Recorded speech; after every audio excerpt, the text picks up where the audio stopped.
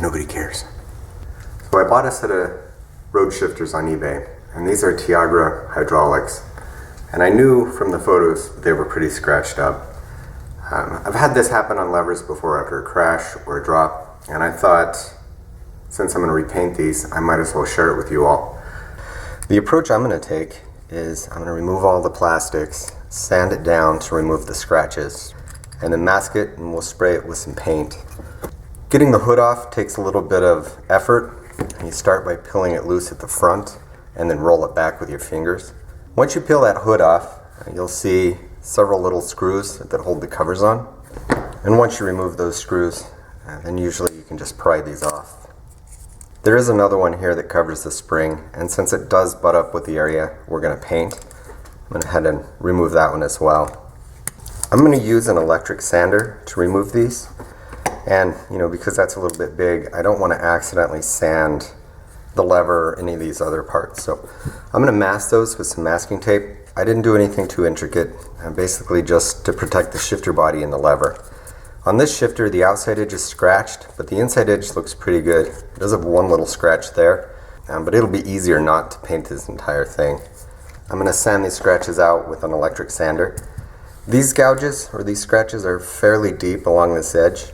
I may not be able to remove them entirely. My intent here is simply just to level this out so it doesn't look so bad when it's painted. You don't want to go crazy here and try to remove a lot of material, mostly because if you start to get this contour out of shape, it will be obvious.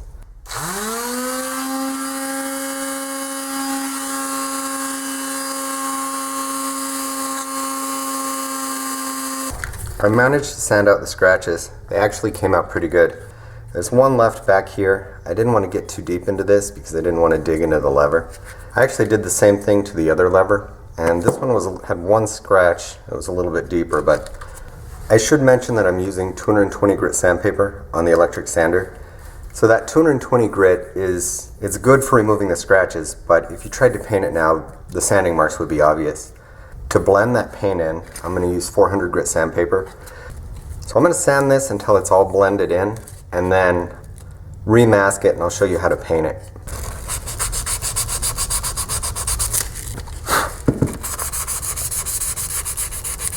I've finished sanding both of these. The last thing I'm going to do is wipe them down with rubbing alcohol. The reason being that these are hydraulic and they have been hemorrhaging mineral oil the entire time I've been doing this. So these are about ready to paint. I'm going to mask them one more time just over the top of the existing mask. You can see I've masked anything that I don't want to have painted. Let's go outside and I'll talk about paint. I suppose I should mention I am just using regular spray paint. This is actually automotive grade paint, but really any spray paint that's designed for exterior use will work.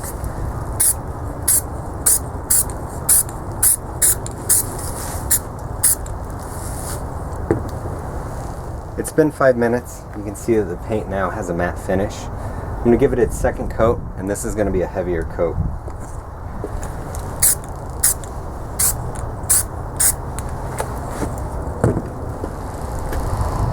I will let these set out here for half an hour or so before I take them into the shop. I let them set a little while, and then I put them back together, put the nameplates back on and the covers, and I think they turned out pretty good. This right here, I don't know if you can see that, but is the mask line between the original paint and the one I applied. And even in person, shining that around in the light, it's quite difficult to see. So I'm really happy with the finish. So that's it for this video. Hopefully you found something in there that you can use. I also hope your shifters turned out as well as mine. So I think I'm going to end the video here. If you enjoyed this video, would you please leave a comment down below and let me know. Otherwise, thanks for watching.